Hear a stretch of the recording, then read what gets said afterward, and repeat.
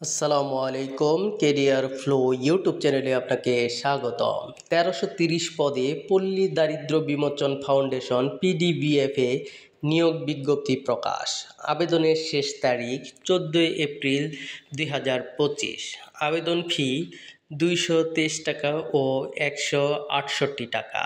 আবেদন শুরু ২৫ মার্চ ২০২৫। আবেদনের লিঙ্ক pdbf.teletalk.com.bd।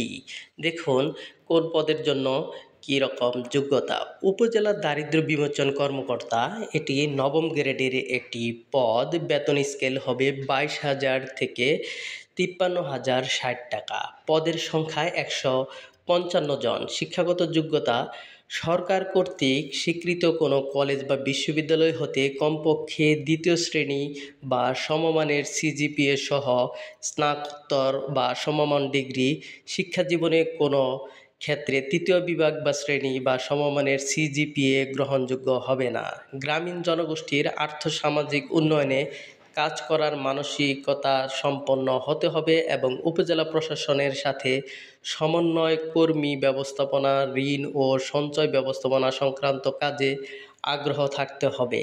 আবেদন করতে পারবেন সকল জেলা, বাংলাদেশের স্থায়ী বাসিন্দাগণ সকল জেলা বাংলাদেশের।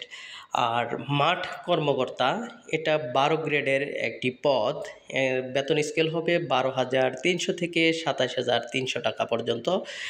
আর পদের সংখ্যা এটার হলো ১১৭৫ জন। মাঠ কর্মকর্তার পদের সংখ্যা ১১৭৫ জন। এর মাঠ কর্মকর্তা পদে আবেদনের যোগ্যতা সরকার কর্তৃক স্বীকৃত কোনো কলেজ বা বিশ্ববিদ্যালয় হতে কমপক্ষে দ্বিতীয় শ্রেণী বা সমমানের সিজিপিএ সহ স্নাতক বা সমমান ডিগ্রি। শিক্ষাজীবনে কোনো ক্ষেত্রে তৃতীয় বিভাগ বা শ্রেণী বা সমমানের সিজিপিএ গ্রহণযোগ্য হবে না। উপজেলা পর্যায়ে পিডিবিএফ এর সুফলভোগী সদস্য বা উদ্যোক্তাদের মাঝে ঋণ বিতরণ, ঋণ আদায়, সঞ্চয় আহরণ সহ ইত্যাদি কাজে আগ্রহী হতে হবে। আবেদন করতে পারবেন বাংলাদেশের সকল জেলার স্থায়ী বাসিন্দাগণ। আবেদন দেখুন, সকল পদে ৩১ মার্চ ২০২৫ খ্রিস্টাব্দ তারিখে সকল প্রার্থীর বয়স ১৮ থেকে ৩২ বছর হতে হবে। দেখুন, প্রার্থীর বয়স হিসাব করতে হবে কিন্তু ৩১ মার্চ ২০২৫। বয়সের ক্ষেত্রে এফিডেভিট গ্রহণযোগ্য নয়।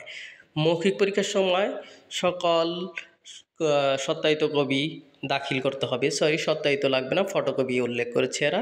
মৌখিক পরীক্ষার সময় প্রার্থীকে পূরণকৃত অ্যাপ্লিকেশন ফর্মের ফটোকপি আর আপনার সার্টিফিকেট, অভিজ্ঞতা সনদের সত্যায়িত কপি, সবগুলোর সত্যায়িত কপি এখানে দেখাতে হবে। মুক্তিযোদ্ধা বলেন অন্যান্য কোটা যেগুলা কার্যকর বর্তমানে, সেই কোটার সাপেক্ষে সার্টিফিকেটের সত্যায়িত কপি দাখিল করতে হবে। আবেদন করার নিয়ম এখানে দেওয়া আছে। টেলিটকের মাধ্যমে টাকা পেড করতে হবে। কোনো প্রশ্ন থাকলে অবশ্যই কমেন্ট বক্সে জানাবেন। ধন্যবাদ।